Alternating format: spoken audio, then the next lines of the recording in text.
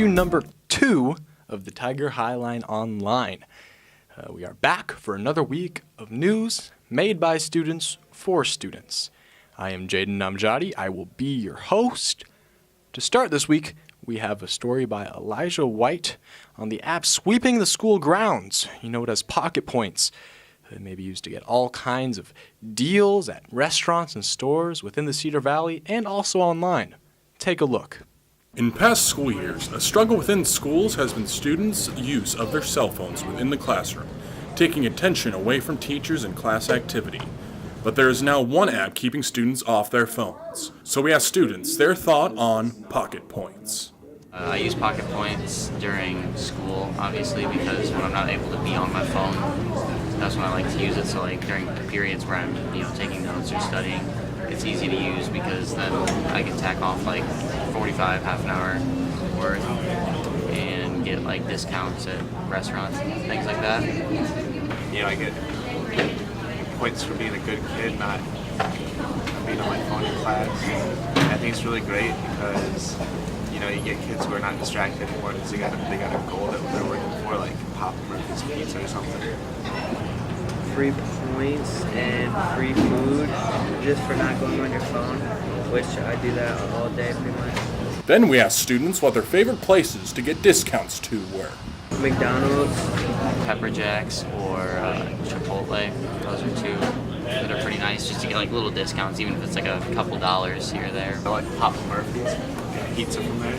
This app is saving kids money and teachers time. This is Elijah White, reporting for the Tiger Highline. Next up, we have a set of interviews done by Alex Templeton. Of course, last week was homecoming week, and as a result, we got to bear witness to all kinds of off-the-wall, interesting costumes and outfits. Alex has more here. Take a look. Well, what was the main reason you chose this outfit? To hide, like a fish. Nobody sees me. My mom told me that wearing Christmas stuff would be interesting, and then I found these fairy lights, and decided to go with it. Okay. Why'd you choose to wear this? My mom owns this for Irish Fest, and I raided her closet mostly because I don't have any old Halloween costumes. I chose this outfit because it's like the most mismatched, crazy thing I could come up with. I have mismatched socks that are different heights and sandals that I really hate. And then I have different patterned shirts and different colors that really don't go together. It's just fantastic. And it's like cool, I'm doing a lightning McQueen hat. Cool. Costume from? I got it from one of my friends. I thought it'd be pretty funny to wear it on What Not to Wear Day for homecoming. To finish up this week's show, we have an episode of So Metal by Alex Templeton. You can find So Metal on YouTube and watch more videos, and this will be his first one in the oncoming series. Here he will detail some of his favorite metal releases that are coming out each week.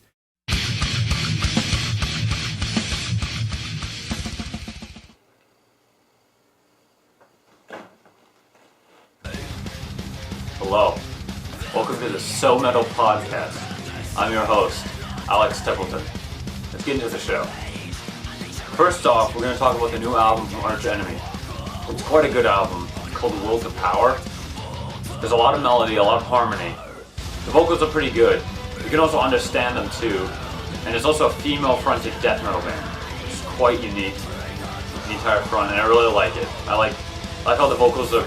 The vocals should be a bit higher, but that's just my personal preference. It's kind of odd. A lot of themes about female empowerment and stuff like.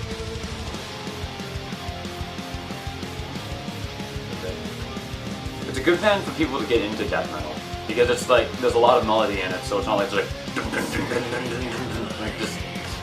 it's not like over the top. It's like it can be listened to. You can also understand the vocals.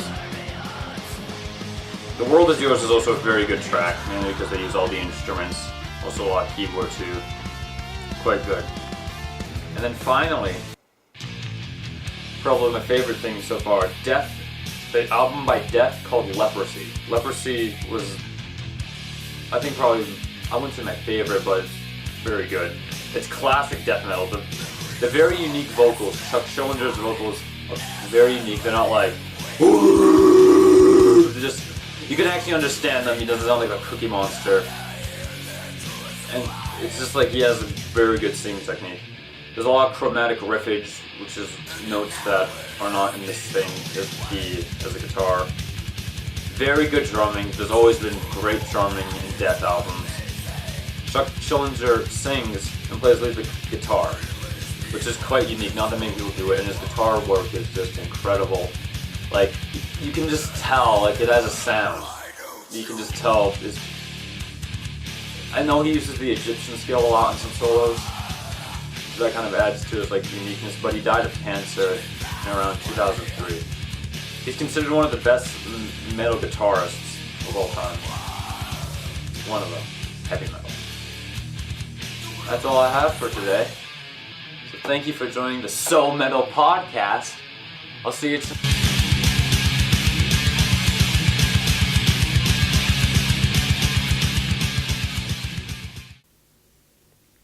Thank you for tuning in to the Tiger Highline Online. You can find us next week in the Tiger's Den A Shift. Until then, this is Jaden Namjadi signing off.